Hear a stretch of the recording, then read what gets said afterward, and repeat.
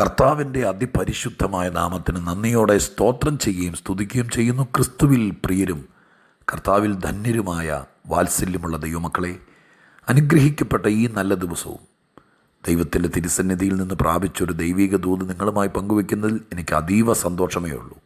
വചനം കേട്ട് തൃപ്തി അടയുകയും ഈ വചന കേൾവിയാൽ ധൈര്യം പോകുകയും നിരാശയുടെ ആഴക്കയത്തുനിന്ന് കയറി വരികയും നന്മയ്ക്ക് വേണ്ടി തങ്ങളെ തന്നെ ഒരുക്കുകയൊക്കെ ചെയ്യുന്നത് എന്നെ സംബന്ധിച്ച് സന്തോഷമുള്ളതാണ്. ഒത്തിരി പേരെ ധന്യരാക്കട്ടെ, ബലപ്പെടുത്തട്ടെ, കൃപയിൽ കർത്താവ് നിങ്ങളെ ശക്തീകരിക്കട്ടെ എന്നുള്ള പ്രാർത്ഥനയോടെ ഇന്ന് ദൈവത്തിൻ്റെ സന്നിധിയിൽ നിങ്ങളോട് പറയാനുള്ള ദൈവത്തിൻ്റെ ആലോചനയ്ക്ക് മുതിരുമ്പോൾ ഓരോ ദിവസവും ദിവ്യ ആലോചന തരുന്ന ദൈവത്തിന് ഞാൻ എത്ര സ്തുതിച്ചാലും എൻ്റെ കടപ്പാട് തീരില്ല. സന്തോഷത്തോടെ ദൈവത്തിന് സകല മഹത്വവും കരയറ്റിക്കൊണ്ട് വചന കേൾവിക്ക് താല്പര്യം കാണിക്കുന്ന പ്രിയപ്പെട്ടവർക്ക് ഹൃദയപൂർവ്വം നന്ദിയും വന്ദനവും എൻ്റെ കർത്താവിൻ്റെ നാമത്തിൽ നൽകിക്കൊണ്ട് ഇന്നത്തെ ആത്മീക ചിന്തയ്ക്ക് ആധാരമായ വേദവാക്യം ദിനവൃത്താന്ത പുസ്തകത്തിൽ നിന്നാണ് വായിക്കാൻ ആഗ്രഹിക്കുന്നത്. 1 ദിനവൃത്താന്തം 29 അധ്യായം 14 വാക്യം ഞാൻ നിങ്ങളെ വായിച്ചു കേൾപ്പിക്കട്ടെ. 1 ദിനവൃത്താന്തം 29:14. എന്നാൽ ഞങ്ങൾ ഇങ്ങനെ ഇത്ര മനഃപൂർവ്വമായി ദാനം ചെയ്യേണ്ടതിന് പ്രാപ്തരാകുവാൻ ഞാൻ ആര്? എൻ്റെ ജനവും എന്തുള്ളൂ? സകലവും നിങ്ങൾ നിന്നല്ലോ വരുന്നത്. നിൻ്റെ കയ്യിൽ നിന്ന് വാങ്ങി ഞങ്ങൾ നിനക്ക് തന്നതേയുള്ളൂ. ഞാനിങ്ങനെ ബഹുമാനത്തോടെ പറയട്ടെ, അങ്ങയുടെ കയ്യിൽ നിന്ന് വാങ്ങി ഞങ്ങൾ അങ്ങേക്ക് തന്നേയുള്ളൂ. എത്ര ലളിതവും സുന്ദരവുമായിരിക്കുന്നൊരു കാഴ്ചപ്പാട്. പറയുന്നത് ആരാന്നറിയണ്ടേ? ദാവീദാണ്. ദാവീദിൻ്റെ ജീവിതത്തിലെ ഏറ്റവും പ്രധാനപ്പെട്ട സമയം വാർദ്ധക്യത്തിലെത്തി മരണത്തോടടുക്കുകയാണ്. ആ സമയത്ത് ഇന്നലകളിലേക്ക് നോക്കി ദാവീദ് ദൈവത്തോട് കുറേ കാര്യങ്ങൾ പറയുകയാണ്. അങ്ങനെ പറയുമ്പോൾ അദ്ദേഹം പറയുന്നു, ദൈവമേ, ഈ കൈകളിലൂടെ എത്രയോ കാര്യങ്ങൾ കയറി ഇറങ്ങിപ്പോയി. നമ്മുടെ ഭാഷയിൽ പറഞ്ഞാൽ കോടിക്കണക്കിന് രൂപയുടെ കാര്യങ്ങൾ. ദാവീദ് എന്ന ആട്ടിടയനായി ജനിച്ച ആ മനുഷ്യൻ കഷ്ടപ്പാടിൻ്റെ നെല്ലിപ്പലകയിൽ ആരും അറിയാത്തവനായി കാട്ടിൽ കിടന്ന് പാട്ടെഴുതിയും പാട്ടുപാടിയും ദൈവത്തെ സ്തുതിച്ചും ജീവിച്ചു പോരവേ തൻ്റെ കൗമാരം വിരിയുന്ന പ്രായത്തിൽ വീട്ടിൽ വിളിച്ച് അഭിഷേകം തലയിൽ ഒഴിച്ച് ഇസ്രായേലിനെ രാജാവായിട്ട് നിയോഗിച്ചു. നീണ്ടകാലത്തെ കാത്തിരിപ്പിനും അതിലേക്കുള്ള കാൽച്ചുവടുകളും പടിക്കെട്ടുകളും തീവ്രമായ ചൂടേറിയതായിരുന്നു. സരളവും സുന്ദരമായിരിക്കുന്നൊരു വഴിയിലൂടെയല്ല ദാവീദ് രാജാവായത്. ഒരുപാട് കഷ്ടങ്ങളുടെ തീച്ചുളയിലൂടെയാണ്. രാജാവായ അനന്തരം ദീർഘകാലം 40ഓളം വർഷങ്ങൾ രാജസിംഹാസനത്തിലിരുന്നു കൊണ്ട് തന്നെത്താൻ തൻ്റെ സാമ്രാജ്യം കെട്ടിപ്പടുത്തി തൻ്റെ മക്കളെയും വളർത്തി ഇരുന്നു എന്നുള്ളതല്ല. ദാവീദ് ഒരുപാട് കാര്യങ്ങൾ ചെയ്തു. രാഷ്ട്രത്തിന് ഗുണം വരുന്ന, ദൈവജനത്തിന് ഗുണം വരുന്ന, തൻ്റെ പ്രജകൾക്ക് പ്രയോജനപ്പെടുന്ന ഒത്തിരി കാര്യങ്ങൾ. ഒരുപാട് പേരെ മുൻനിരയിൽ കൊണ്ടുവന്നു. പാട്ടുകാർ, പ്രവാചകന്മാർ, ദൈവോന്മുഖമായി നിന്ന ഒത്തിരി പേരെ പ്രോത്സാഹിപ്പിച്ചു. എന്തിനേറെ പറയുന്നു, ശൗലിൻ്റെ കുടുംബത്തിനകത്ത് പോലും ആരെങ്കിലും ഉണ്ടോ ദയ അർഹിക്കുന്നത് എന്ന് ചോദിച്ച് തപ്പിപ്പിടിച്ച് ചിലരെ കൊണ്ടുവന്ന് തൻ്റെ ഡൈനിങ് ടേബിളിലിരുന്ന് രാജകീയ മൃഷ്ടാന്ത ഭോജനം കഴിപ്പിച്ചു.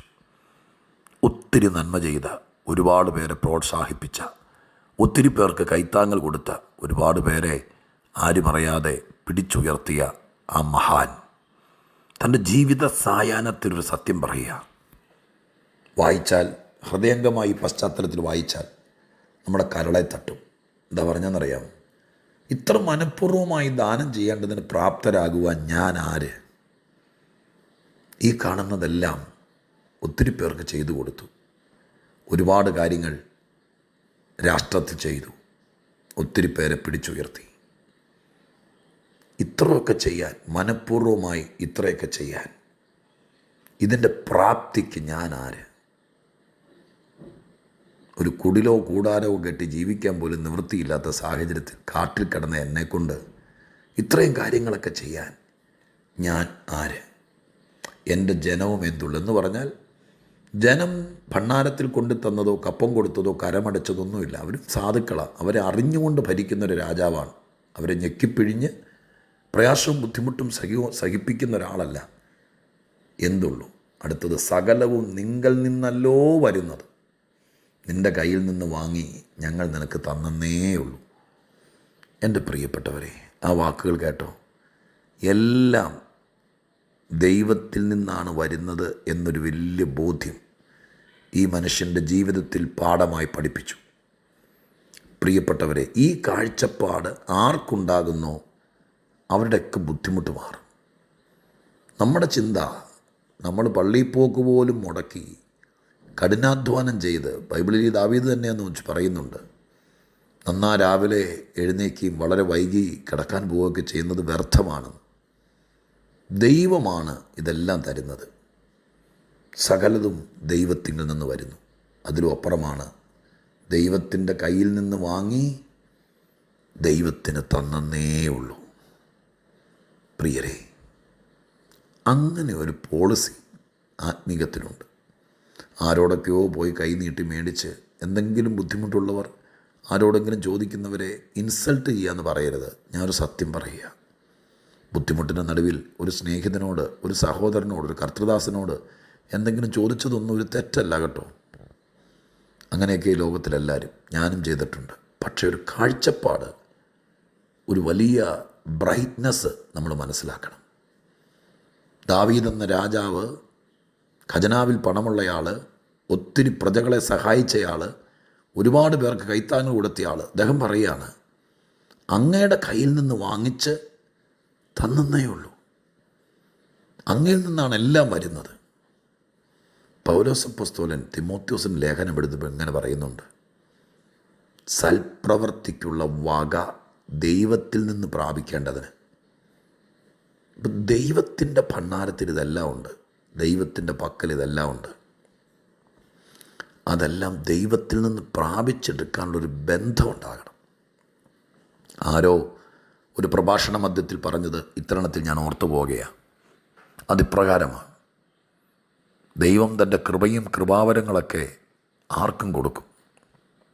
എത്രയോ പേർക്ക് അനർഹരായ, ചിലപ്പോഴൊക്കെ നമുക്ക് ചോദിച്ചിട്ടില്ലേ, ഈ പണിയൊക്കെ ചെയ്തിട്ട് ഈ കയറി നിൽക്കുമ്പോൾ ഇത്രയും സംഭവമൊക്കെ പറയുന്നത്. അത് ദൈവത്തിൻ്റെ കൃപ, ദൈവത്തിൻ്റെ വരങ്ങൾ ദൈവം ആർക്കും കൊടുക്കും. ഏലി പുരോഹിതനെ കൊണ്ട് കണ്ണുമങ്ങി ദൈവസന്നിധിയിൽ ഒരു അഭിപ്രായമില്ലാതിരിക്കുന്ന സമയത്തും ഹന്നയ്ക്ക് വേണ്ടി പ്രവചിക്കുകയും ചില വാക്കുകൾ പറഞ്ഞ് നിറവേറ്റുകയും ചെയ്തില്ലേ.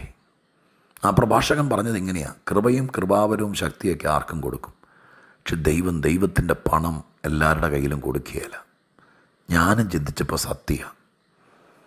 വിശ്വസ്തയോടെ മറ്റുള്ളവർക്കൂടെ പ്രയോജനപ്പെടത്തക്ക രീതിയിൽ, ഒരുപാട് പേർക്ക് ഗുണം വരത്തക്ക രീതിയിൽ, അങ്ങനെയൊക്കെയാണെങ്കിൽ സ്വർഗത്തിൻ്റെ ഖജനാവ് വിശ്വസ്തരെ പരമേൽപ്പിക്കും.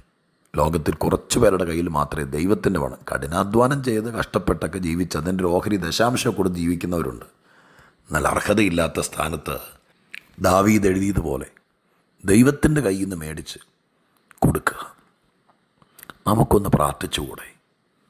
നമുക്കൊന്ന് ആഗ്രഹിച്ചുകൂടെ? കർത്താവേ, ഒത്തിരി പേരെൻ്റെ ചുറ്റുമുണ്ട്, ഒരുപാട് പേര് കഷ്ടാനുഭവിക്കുന്നവരുണ്ട്. എന്നെ ദൈവമായ കർത്താവ് ഇത്രത്തോളം കൊണ്ടുവന്നു.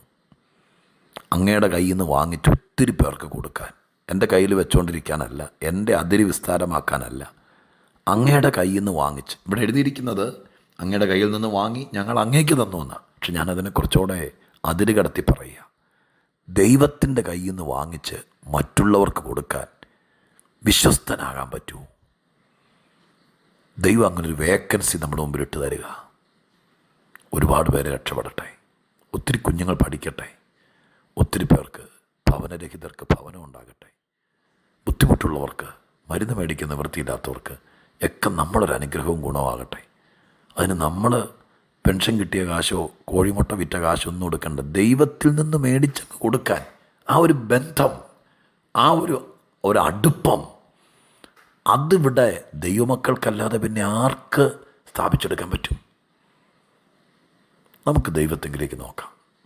ഞാൻ നിങ്ങളോടും പറയാം, മനുഷ്യൻ്റെ മുമ്പിൽ ചോദിക്കുന്നതിനേക്കാൾ ഈ വാക്യം, അപ്പാ അങ്ങയുടെ കയ്യിൽ നിന്ന് മേടിച്ച് കൊടുക്കുന്നത് തിരിച്ചു കൊടുക്കണ്ടല്ലോ, ആരുടെ മുഖവും കണ്ണും കാണണ്ടല്ലോ, കർത്താവ് തന്നാൽ പലിശ കൊടുക്കണ്ടല്ലോ, നന്ദി കാണിച്ചാൽ പോരെ? പറ്റുമെങ്കിൽ ആ വാക്യം ഞാൻ ഈ പറഞ്ഞതിനേക്കാൾ അപ്പുറം ഇരുന്നൊന്ന് ചിന്തിച്ചു നോക്ക്.